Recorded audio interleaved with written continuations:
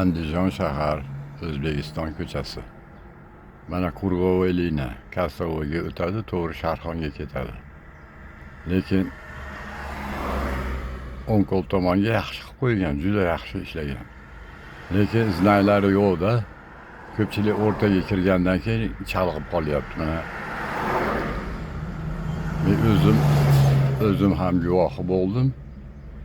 Qurg'ovoydan chapga burilib boryapti. Kech payt mochikada gay akalarimiz suribdi. Shuni 200 metr oldin znak qo'yib qo'ysa bo'lmaydimikin o'rtaga?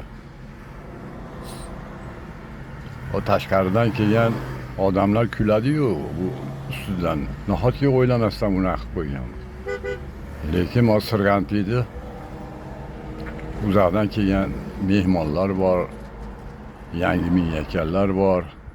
Chalg'itadi-da. Mana hozir burilib o'tyapti, yaxshi. Lekin znak yo'q-da. Shu 200 metr, 300 metr oldi mana chet ellarda, ko'p joylarda shunaqa. Ayniqsa mana Rossiyalarda ham shunaqa. Bu qonun ishlab chiqar ekan, vazir bo'ladimi, senat bo'ladimi bir o'zlari mashinada yurib ko'rsa bo'ladi. 10 tadan shuni qiladi, u aniq. Shuni chorasini ko'ringlar, iltimos.